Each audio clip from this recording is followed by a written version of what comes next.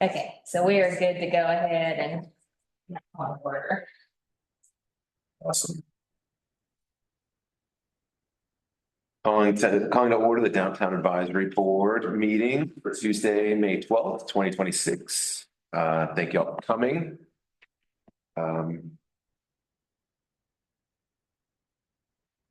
First thing would be the approval of minutes. Have anything they want to change or?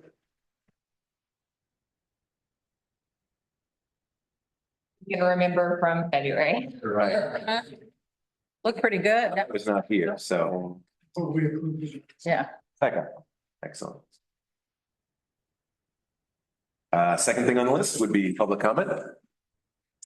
I don't see any here to comment. Good. Awesome. So then we can jump right over to approval of the agenda.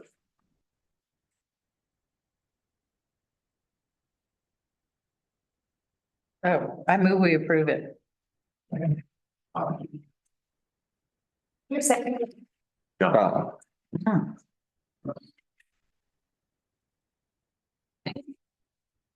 So I'll go on as far as economic vitality reports.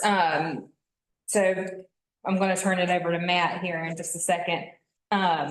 Just before he goes into some stuff, because that'll be the bulk of this meeting. Just want to give an update that we've got at the end of the economic vitality updates that we have.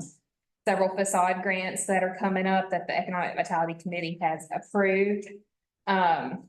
One is for updated windows on 627 to 629 7th Avenue East. And one for Oklahoma Greens. And so we've got some good investment projects coming up. We've also already approved one for Brandy Bar for 2200 for updating Door. updating their door. And I'm actually missing one. We also approved one for 627 7th Avenue East, which was the real estate office on the corner. And so then the second facade grant is actually going to be for 629 7th Avenue East. So we've got a lot of good investment projects happening, and I think we'll have more, and our budget still has, we've got enough left to still do, I believe it's at least one or two more facade grants. And then we see how Rhythm and Brews goes this year. We'll be able to do some more, potentially. What's 344 North Main Street? That was the Jane Asher building. That was what we had awarded that. Because somebody else is going in there now? It was for the upper floor windows. Oh, Yeah, that was many months ago. Yeah, that was a while ago. They just haven't requested. Payment yet. And so some big projects happening, or that's a part of the downtown master plan. And this is where Matt's gonna go in, but first, we're working with Sam with the Historic Preservation Commission to do a. We're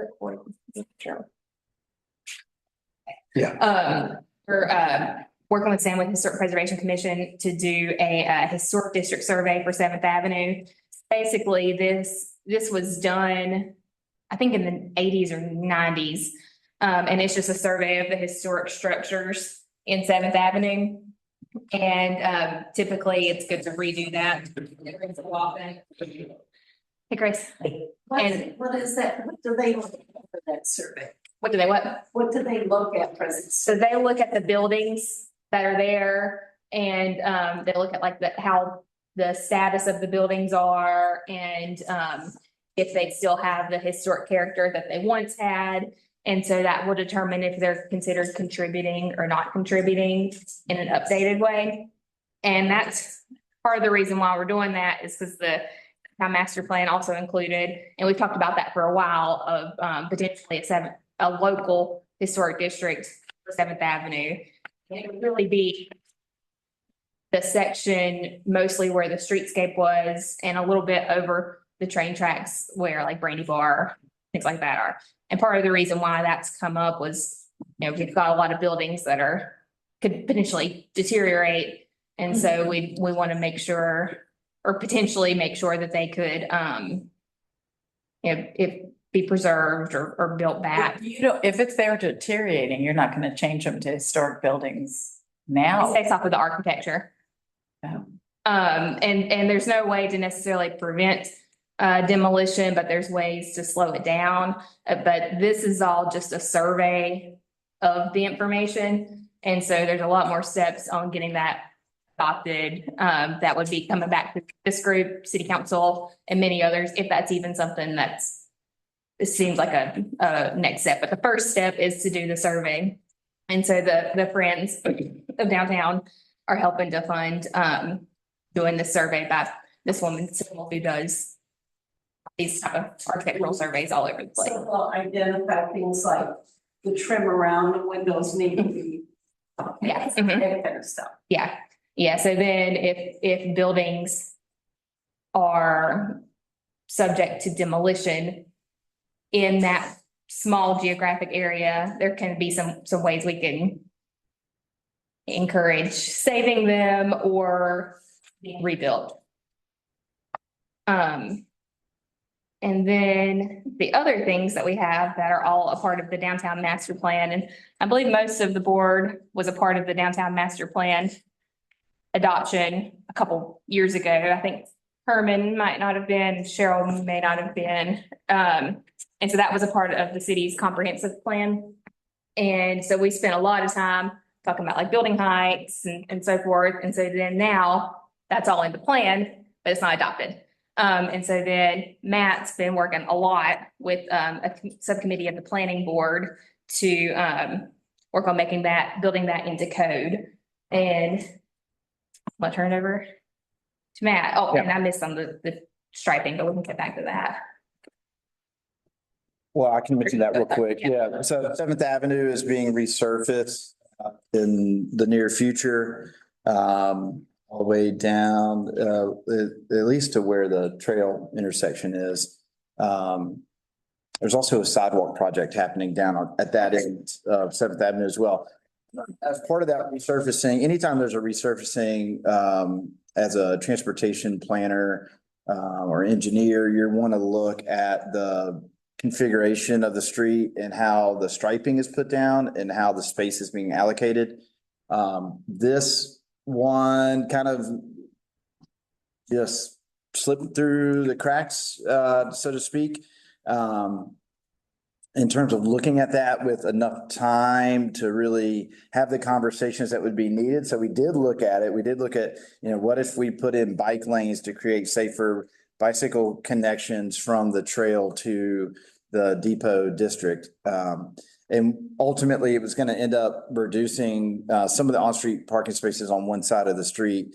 And so we felt like that was a sensitive conversation that needed to be had, and we didn't have enough time to really have that conversation before we were going to be entering into a contract with the repaving company and telling them where we needed to put the striping. So we also have a federal build grant that would, a portion of which would be used towards Seventh Avenue improvements, street improvements. And then we're also working on an application for a Safe Streets for All grant that is just for Seventh Avenue as kind of a backup plan to the build grant. If either one of those is funded, then we will need to have that conversation about the allocation of the street. Those funds would potentially provide more funding. So maybe there's some right-of-way acquisition or creation of some other public parking to help offset any losses. Whereas the street resurfacing is really like you only have a budget for essentially putting things back the way they are today, but maybe in a different place. That didn't give you a lot of room to deal with, the domino effect of projects that can happen in terms of, well, if you do that, then you got to do this, and now the cost has gone up and all. So you don't really have much room for that with the resurfacing. So I wanted to mention that, plant the seed that conversation will need to happen. What we will do with the resurfacing is put in shared lane markings, which are in the streetscape portion. So you're just having a bicycle man with the arrows in the lane, travel lane with cars just to indicate to vehicular, drivers that there will be cyclists in this location. So, And that's what's already on the upper part of Seventh on the street there, just those sharrows. so it's something. When do you plan to extend the streetscape east? That was pending that build grant. Yeah, east to the trail or east of the trail. East to the trail, from where you stop? That would be the build grant if funded, or the I just said Safe Streets for All grant, the two federal grants that we're either have submitted and waiting to hear back from or working to submit right now. Both of And it wouldn't necessarily be an exact extension of the streetscape. So I think we would be looking at the character of the road, really kind of block by block, because as the character changes, the streetscape design would need to be potentially different. One of the big things is the further back from the street that the building edges are, the faster the corridor is. And so, but where the buildings are closer to the street and you've got wider sidewalks and street trees, you've got some natural traffic calming, on-street parking, the bulb outs, the things like you see in the streetscape that slows down traffic, alongside with those buildings being right there at the edge. Where things are further apart, you really need, where you have higher speeds, you really want to have more dedicated, bicycle facilities to separate those user groups. So This is just on Seventh Avenue, not on, just talking about from the railroad tracks to the trail. for the street and the sidewalks. Right now, it's just repaving. That's all that there currently is. That's gonna happen. Repaving and striping that will have arrows in it. That's all that's happening right now. Whenever, if we get the funding for it, for extending the streetscape, there'll be way more conversations on that. And we'll continue to try to find, if these aren't funded, we'll continue to try to find ways to fund it in the future, but none of that's guaranteed to James. Do All right, let's go on to the design overlay. you have a question? It's fine. Oh, Ask your question. When we start the streetscape further down towards Ash, what about the part that we stopped at Locust? We didn't do, that was. Getting down Locust with something, Going towards. some kind of treatment improvements. Because that was part of the original one, I think. Yeah, we don't have any answers for that right Yeah, we now. don't have any funding for that at the moment, but that's certainly, that's a desire as well. There's a lot of things that we want to do, and it's all about priorities and trade-offs and funding all these finite things we have to kind of balance. So, but yeah, that's a needed area. You got the park down at the end, you got the school, all of it. It's sidewalks. Locust is a needed, needs sidewalks on both sides, really. Okay, so this, so those of y'all who remember, chapter 5 of the comp plan was this downtown master plan. It's really its own separate thing. We just happened to hire, we had the funding, and our request for proposals with the comp plan included this add-on. So it got kind of lumped into the comp plan, but it's its own thing, the downtown master plan. In that downtown master plan, it includes some recommended design standards for downtown, and it establishes some boundaries for what would be downtown. And with that, we now have that adopted as part of our comp plan, but comp plans, and in this case, the downtown master plan, are guiding, they're guides, they're guiding documents. They establish a vision and they tell you where you want to go based on the community feedback and that whole process we went through. What we're trying to do now is take it from a guide to law. And so that means we got to move it from this one document into language that would be going into an ordinance and going through that process of reviewing that language and going through the adoption process. And so we've started on that.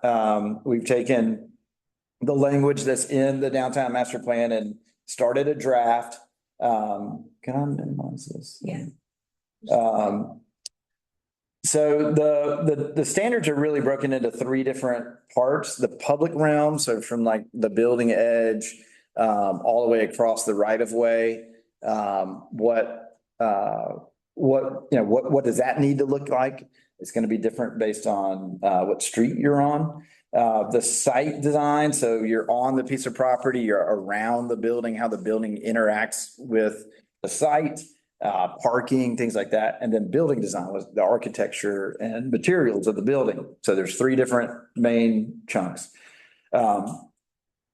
The implementation of this would relate to 5 different projects that some more directly than others, but these implementation projects that were outlined as part of the adoption of the comp plan, how do we go from a vision to reality? This is a step in that process, and it actually overlaps with 5 different projects. There are 10 goal areas. 3 of the goal areas would be, impacted and moved forward based on this. And then below those goal areas are objectives. Set objectives would be advanced with the adoption of the downtown design standards. So it's based on, like I said, the boundaries are established here. And then there's 4 different character areas. We get the lower trailhead, the downtown edge, Main Street, and then 7th Avenue. You're going to see this overall overlay character district. That's confusing because we're calling this whole thing is the downtown design overlay. That overlay that's on the maps from the downtown master plan is referring to this height district that was adopted by a local bill. I don't know, 2006. I don't know exactly when. But that's a height, that's a height limitation that was put on by state statute that we're recognizing in this map, acknowledging in the map, but just don't get confused between that overlay and what the big picture we're talking about today. So I mentioned the goals. I'll slip through that. Admit, yeah. So the 3 areas, public realm, site design, and building design, how those get applied based on where you're located. So if you're in the lower trailhead, there may be some standards that you apply to your property, or they may be a little more relaxed down here because we know this character is different than on Main Street, for instance. But you also have the trail, so it's following the acoustic trail so that we're being mindful of the type of development that may want to follow that asset. And then there's just different characters. So we may have different standards in these different locations. So that's the first one, like, are you in the big boundary? Yes or no? Are you in one of those character districts? Yes or no?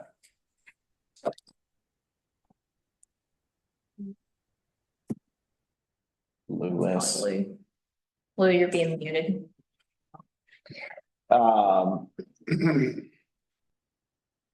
So that's the first, kind of the first 2 questions you're going to ask. And then what street are you on? So each of these colors you see here are different street types, and each street type has different standards as well. So those are classified together based on similarities. So like if you look, Church Street and King Street are called downtown one-way streets, as are, 7th and 6th up there. You got the avenues are all lumped together. Those are called downtown streets, and it goes on from there. I won't go through all of them, but it includes some of our residential areas as well. So each of those street types are going to have different characters, right? So the right of way is going to be different. The width of the sidewalk, where street trees go, all those types of things. And then the other one is where are you within these building height districts? And so the building heights would be 40 feet in the orange area, which I'll just note along 7th Avenue, which is zoned, a lot of which is zoned CMU, kind of along 64 and up in the main depot area. That would be lower than, so CMU allows up to 64 feet, but this would go on top of that zoning and say, no, it's got to be 40 if you're within this boundary. And I probably should explain that better. The zoning in all these areas is going to stay the same. This overlay district will go on top of the underlying zoning and say, okay, everything that you can do in that zoning district, that's fine and well, that still stands, except where it may, where this may be more restrictive. But this is mainly going to be dealing with design outcomes, not uses, or dimensional standards as much. So where you're located is going to dictate how the standards get applied. So just quickly highlighting under public realm, what it will touch on. So you have a block layout, so a desired layout that follows our traditional grid pattern, how we're going to utilize alleys, promoting that, placement and width of the sidewalks, thinking about our trails and greenways, both current and future, and bicycle facilities as that continues to grow. Streetscape elements, I kind of mentioned that earlier. That really depends on what street you're fronting. Street trees goes right along with that, and outdoor gathering areas. So that's your public realm standards are going to be related to those kind of topics.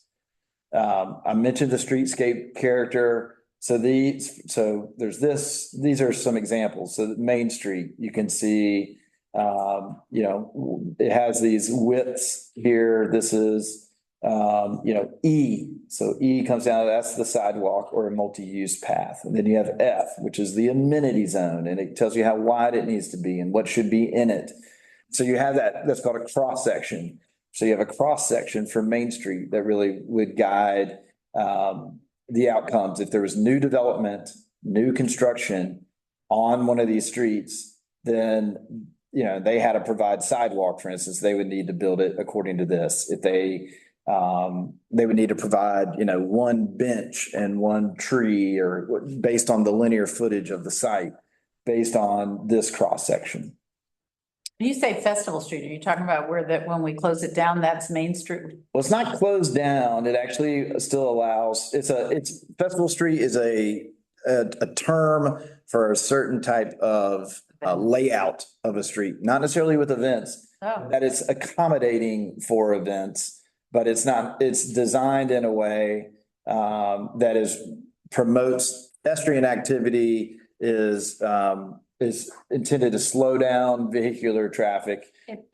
For example, it's got Maple in the downtown master plan is highlighted as a possible festival street. It already serves that purpose for the farmer's market and with Cobblestone Street. And this just has some standards for, if there was extension of that, and then South Main Street, where it is where events happen, but that's just how it's got to plan for future. And it kind of goes back to what I was talking about with Seventh Avenue, how you allocate the space that's in your right of way.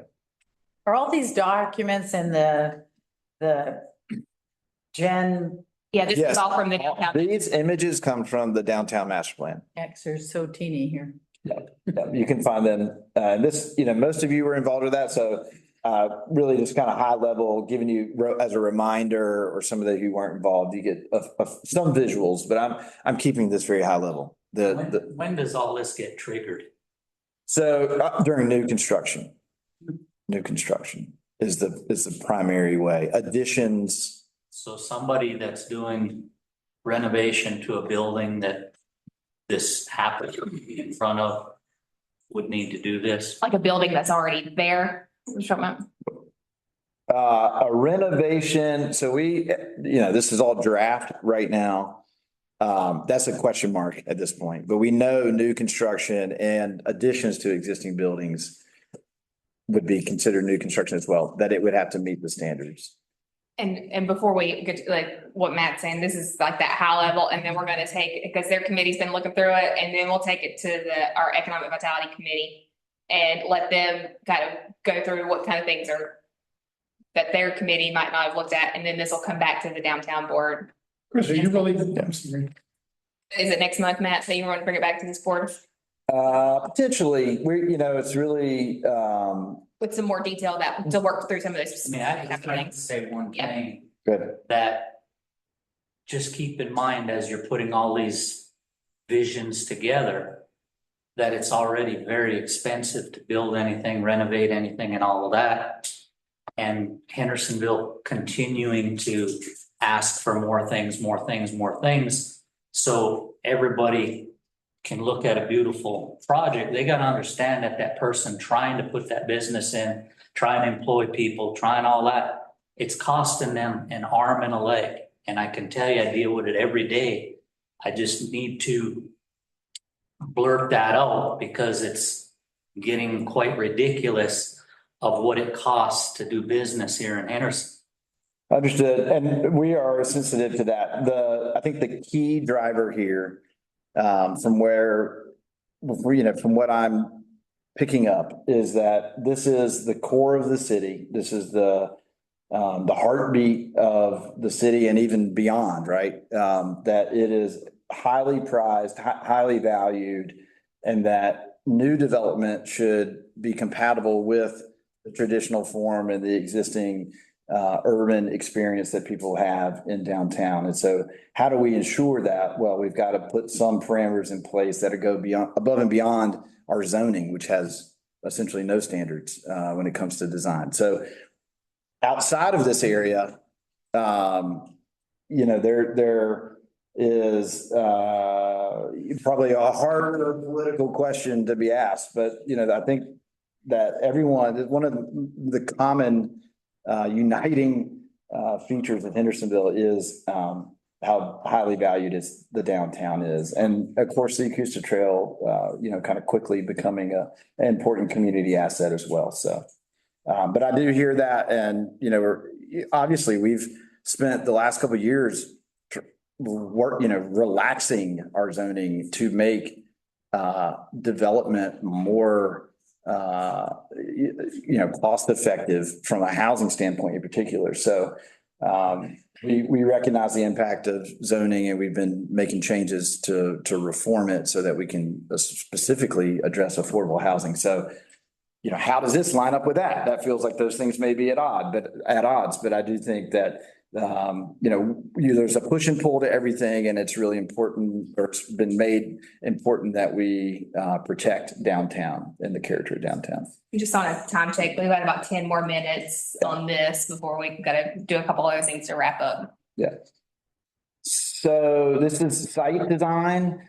This is the second kind of bucket for these. So the first big one, this is probably the biggest thing I think, is the building placement. And we don't really have this anywhere else. This is what really makes it an urban experience, where we say, this is where you have to set your building. You can't at least this far back, so that we save room for future sidewalk expansions into the right of way. And so so like on one of the wider streets, say Main Street, you would have a 20-foot minimum setback from the back of, from the future back of curb. So the curb is really at the edge of the pavement, 20 feet back. So that 20 feet would be, where you would have street trees and sidewalks and benches and things of that nature. So you want to make sure there's room for that, but you also don't want to shift too far back. So that's where the build to zone comes in, where you say,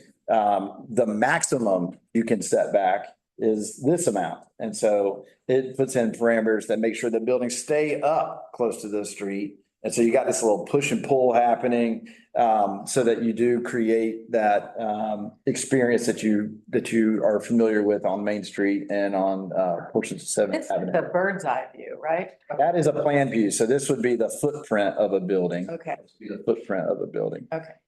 And some smaller buildings. And then the minimum build to percentage is how much of that frontage has building on it.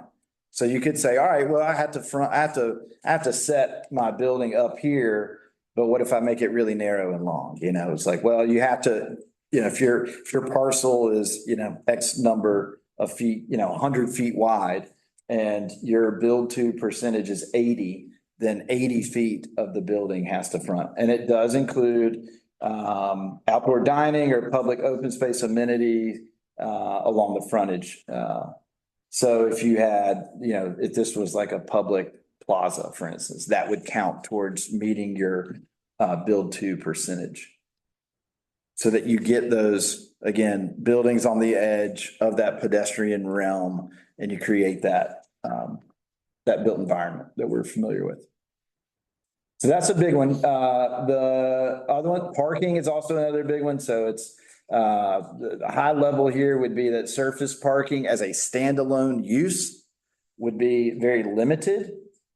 And structured parking would be encouraged, and at some points for larger developments would be required, or they would have to have some kind of shared parking agreement. So that we're again maximizing the use of land within the downtown core and not allowing that form to break down as it does when you have surface parking lots. Parking maximums is one way to do that. Trailhead parking we know is going to be in demand, so we're introducing that as an allowed surface parking use, but in a very limited way. Shared parking is encouraged, and bicycle parking standards. So if a new development, multifamily, for instance, we're saying that a certain amount of bicycle storage needs to be provided. So let's say there's a 1-story parking garage underneath a new apartment complex. Depending on the number of units, they may take one corner of that parking area and put in a cage that's available with racks and hooks and whatnot and put in bike parking. And I've actually got an image. I found that the committee members weren't familiar with what I was trying to describe. And so I've plugged an image in for that. But then it also, that section pertains to like bike racks, where you would have like not overnight storage, but just, you're just popping in a place and providing some bicycle parking. Access and driveway. So if there is parking on site, we want to make sure there's interconnectivity between parking lots, where those driveways and access are located as it relates to frontages and side lot lines.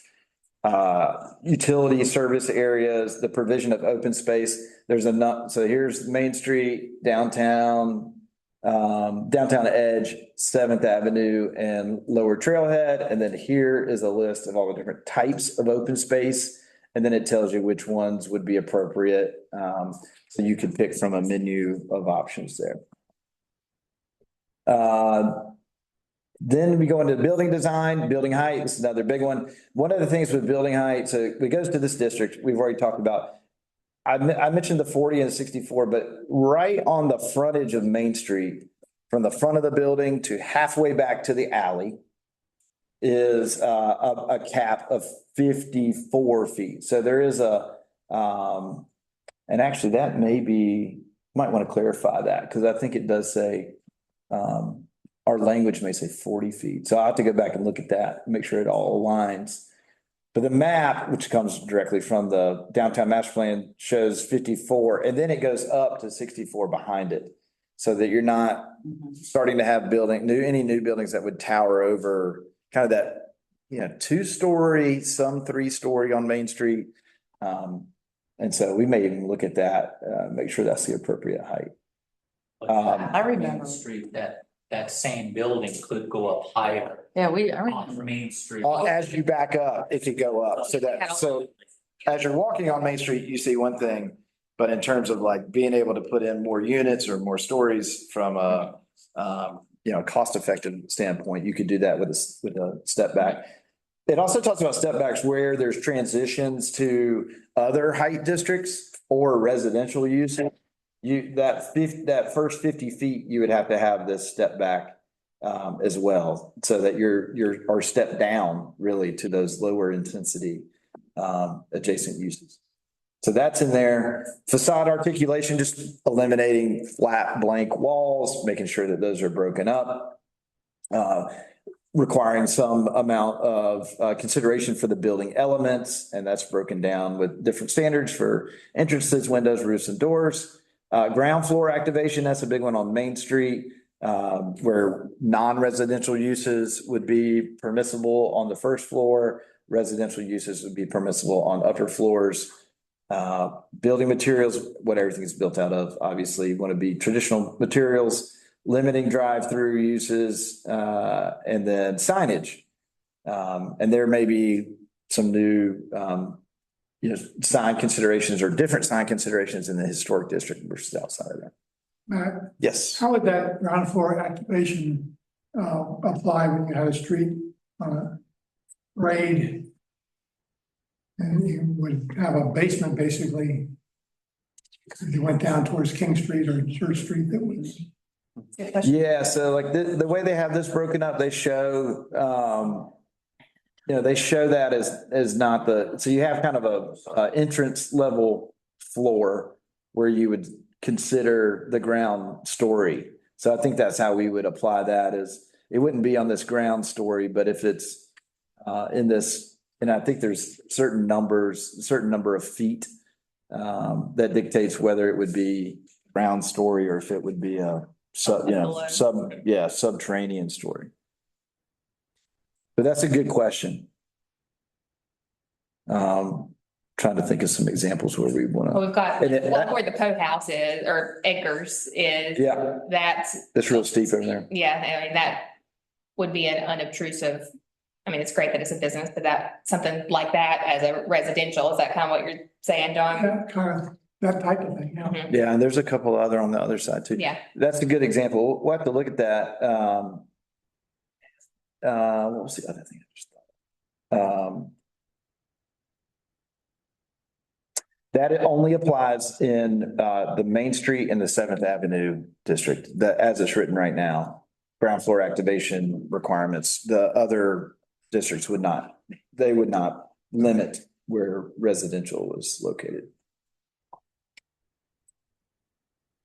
Some other things that we've put in here are related to small cell facilities, which are they are kind of the next wave of cell phone data distribution rather than the big macro towers. These are dispersed in a micro fashion. And they're the wavelength of the new technology requires that there be more point to point.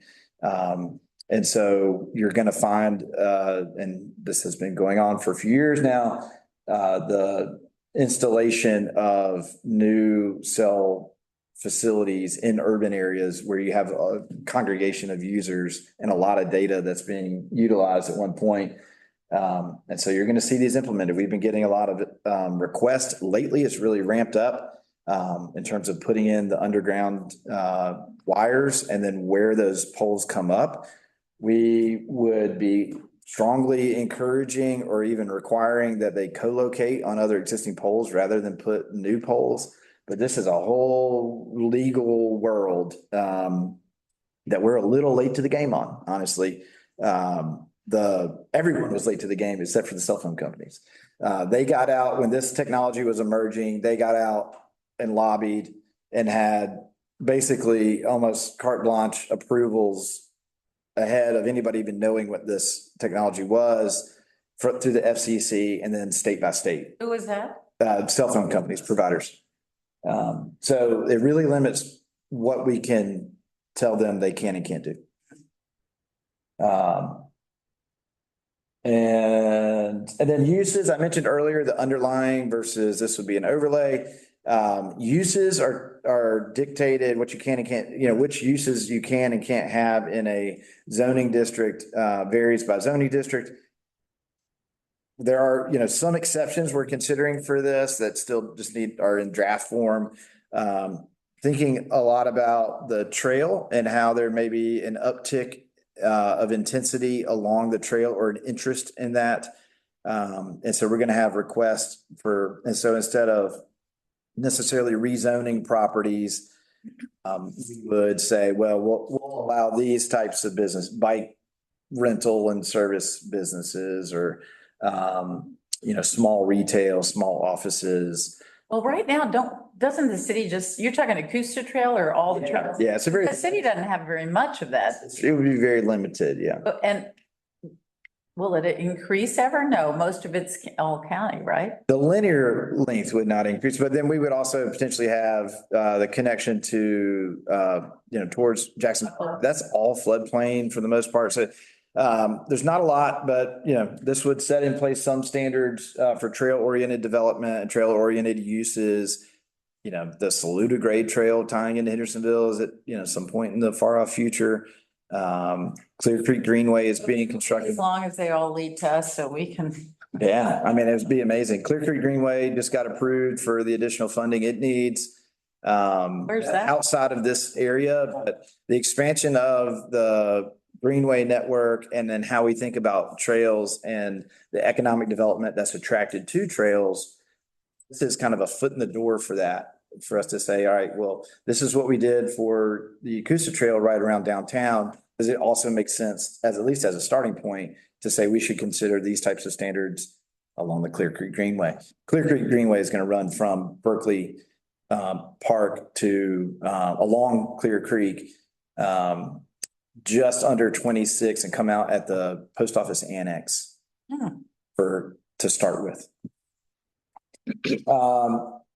Prohibited uses, so that would be, do we add some more uses? And then prohibited uses would be really around that first floor residential on Main Street, surface level parking as a standalone use and limiting that.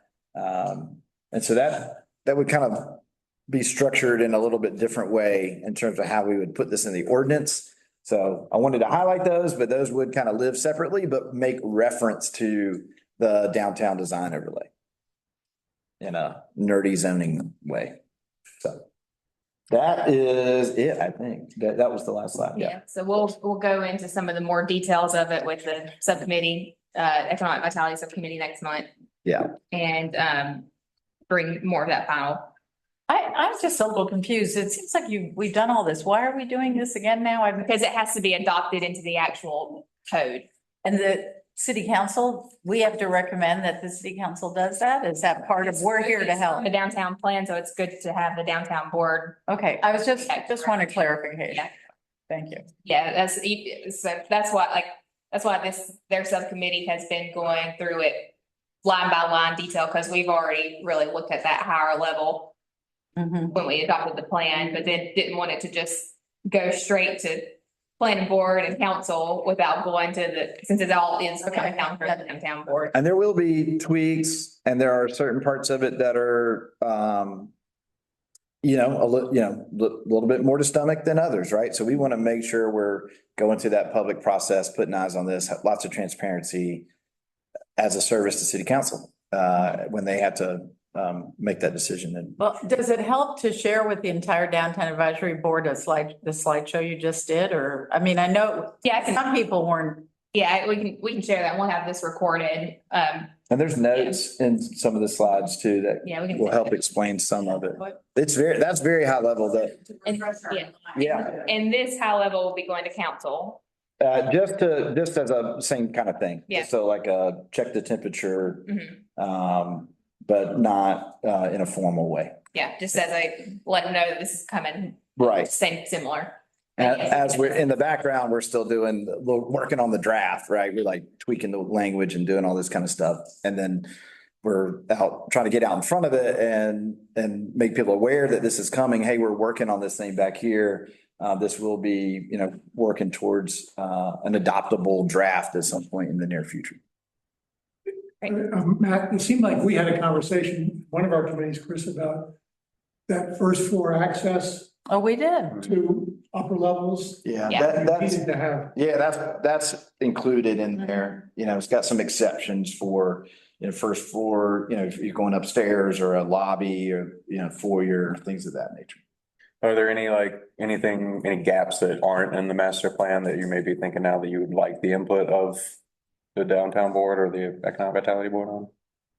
There certainly have been things that I've highlighted more, like the bike parking is one that was, tangential to what was in there. There's certain parts of what they have in there that I have not put forward because it either is aimed more towards the city to achieve, or it just isn't a right fit. But nothing in particular that comes to mind. I mean, I'm kind of, I'd be open to anything that just doesn't, that feels like maybe it would be a big change or something that people aren't comfortable with. If you've got any kind of sense of that from what I've talked about, or you have more questions about, I'd love to know what those things.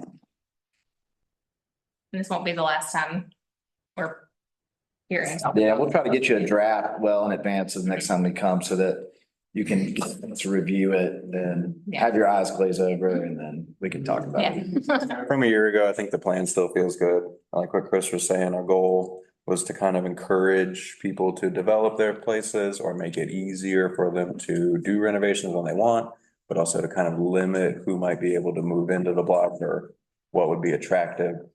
You know, the height restrictions, the drive-through restrictions, things like that, gives us control over a Marriott moving in the middle of the. We have a building that.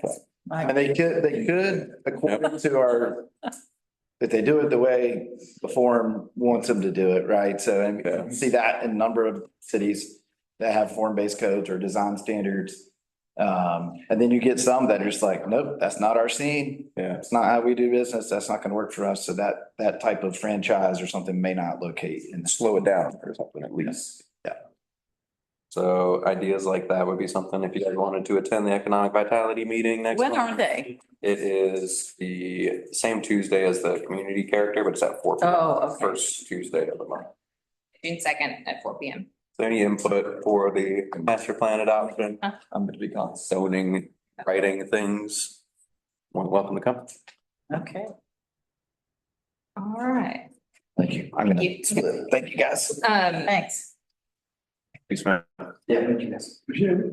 In the interest of time with community character, Patsy, did you want to give any kind of update, or I can either way? Well, real quick, public art policy under staff review, Merle Grant program under committee review. We're still talking about, you know, how we would set it up so that when they want some financial support, they can know how to do it. It's exciting. Yeah, and Steve has donated a banner that's actually the IM building as mural, which is a cool banner. They're giving it to us, to downtown. So we talked about Art Mob might be a place where people could see it, but it's a banner. It's not the painted on the bricks kind of thing, but it's a gift to us. So the other place would be maybe right here on the side of the public restrooms on Fifth. But then we also had from Steve request for funding for 2 murals, but they're banners. And we came to the realization, and we're going to discuss it more, that those are totally different than a permanent mural or even a 5-year mural. I mean, they, you know, totally a different process. And that wasn't what we thought we would be even talking about as part of the mural program, even though they're banners, murals, they're banners. Does that all make sense? And they last a long time. They may not, or they may, but they also, what if the building, like one of the buildings is a possible building that could be torn down within the next year? So, which would make it easy for them to take it away, but we're still reviewing all of that information. And yeah, so public art, we're looking forward to getting through that because we want some public art. And so does the county. They want some on the trail and, you know, with 2 of us, Diane, Dean and I, because we're with Art League, have met with some of the RTAC, the Rails to Trails Advisory Commission and talk and encourage them to work on public art. And that we would be happy to work together possibly for the transition from city to trail and vice versa. And then the rest is yours, I think. We want to do that? Yeah, more to come on that. So we've got some good ideas that Patsy's brought to me that we're not quite ready to bring to everybody yet. Yeah. And then I've just got the staff and event updates that I've got them printed here in the last part. This is just a calendar of upcoming street closures. Sorry, it's printed upside down. The main things I wanted to bring to everybody's attention is the board renewals and applications. We have John and Chris have served their lifetime membership downtown and 7th Avenue advisory boards and committees. And so they have to leave us for a year, but then you can always come back if you want. Just for the lifetime. Yes. Matthew is also going to be stepping down at the end of the term, and Nancy going to be stepping down, which we're very sad I'm gonna stay on your committees though. so she'll still be in the loop. And anything you want help with, I'll help you with, but it's been 4 years and, you know, I've had one viewpoint, one interest and all that. And I think you need some fresh, I mean, it's nice to have these people who are newer join us. So you need to replace me with someone newer. Thank you very much. I've enjoyed the 4 years. And we'll still have one more meeting with everybody. But just the applications are open on the city's website. If anyone, and I think I've heard from pretty much everyone who, just to make sure, like if anyone wants to leave your term early, just please let me know because it's better for people to start at the same time in July and so they try to refill a position. When does the city council They'll approve put them in, at the June. June meeting? Mhm, Which is- and they'll start, Okay. yeah, so the applications are open and I'm reviewing them with Jill. Just to make sure we've got people for the spots, because we'll have 3 Seventh Avenue positions and 1 at large to fill. And so if anybody has any recommendations, suggest to people to apply, please do. So you've got Aaron and I still from Seventh Avenue. Yeah, but you're technically an at-large member, No. but they could be shuffled around too. Yeah. If that comes to, yeah. Move that around. So we'll kind of see where we are, but just have that, if you know of anybody you'd like to suggest, I can send the email, the application to everybody. Sarah Phil. Hmm. Sarah Phil, he's Seventh Avenue. Yeah. We are gonna be getting an updated website, city's website and downtown one. It's gonna be really nice where where businesses can add their own events, because currently they can add events and we have like 10 extra steps we have to do to add them. I've got a list of new businesses coming in, and one last thing I wanted to bring up to everybody is the fountain. The mountain fountain? Yes, so the Mountain Memories in front of First Citizens. We've talked about this before. It's the copper and the metal is dangerous. It's just not safe for people. So I believe this will be going to city council just as a review of the cost of. Currently, it'll be removing the fountain structure and putting some type of bubbler fountain in place. And in the future, it might have an opportunity for other public art, but right now they need to remove the loved metal mountain. And so I just wanted to make sure that everybody had a heads up on that, because then, so right now, just removing that for safety, we'll have some type of water feature, just so that way it looks like it works. Somebody suggested at our committee that it'd be a coin fountain, so we could start raising money for public art. So, but I didn't want y'all to just be driving down the road and see it was gone without the downtown advisory board knowing. We've had an housing before come in with a handful of wet coins amassed. Really? Somebody was shopping in there? And then one last thing, because I know we got folks who's gonna have to leave. It's this was our first spring season without Bruce Lowe as our contracted landscaper for downtown. Hopefully no one noticed, because our hanging baskets are up and the plants that our public works crew have been rebuilding the planter down at First. Did we hire a new person to do that for the city, or you just put more work on the? We have a downtown crew. That was the whole plan of, we knew Bruce was retiring and could not get a contractor that could be affordable. And so hopefully everyone has not noticed that it's been a change, because they've been putting a lot of work in that. That's all. Guys to replace Bruce. Sorry? There's 4 more guys that now just replaced Bruce. There's Yeah. there's 3. Or 3, I'm sorry. But also it's been a lot of other public works folks that aren't being paid from the downtown MSC that are putting in a lot of work and a lot of help. And the art banners all over should be replaced within the next Yeah. 6 weeks, maybe. And one last plug is we've got some flyers and information on the back, especially we have a flyer about volunteering. And so if you've got places in your stores or places or community centers, to like in your neighborhood. My clubhouse. Yeah, please take those, because we're always looking for more. And they have the bear auction ones, so if you're business, you want them for people to see where all the bears are located. I want to add something quick to the term limit conversation just a minute ago. My term limit is up on the TDA. And so they're going to need someone from this board to also be serving on the TDA. Mhm. So if anybody's interested, you can put in an application. It's all online. And so it's a great opportunity. TDA is great.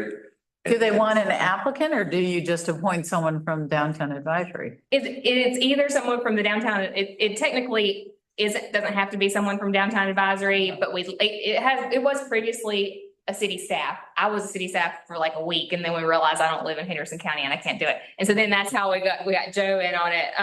But it has to be someone who is tourism adjacent in some way. So works in some type of field, not necessarily a hotelier, but some type of tourism industry. Could someone from one of our committees apply or do you want? If anybody's interested, just let me know. Got two Okay. more And years on then these that will be the boards. best way for that one.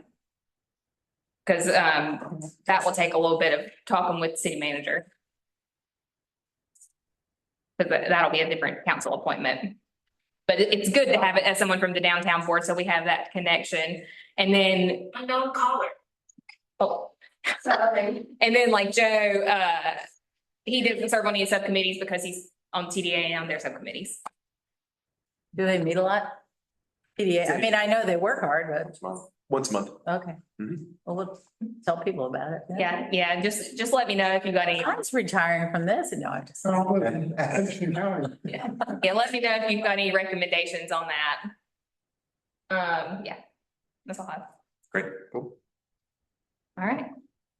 So That's it? I guess we're just up for adjournment. So if anybody wants to, anybody so moved, I moved. John and I are just the team. we're on it tonight. Thank you all. Thank you for making Does it. anyone vote that we don't adjourn?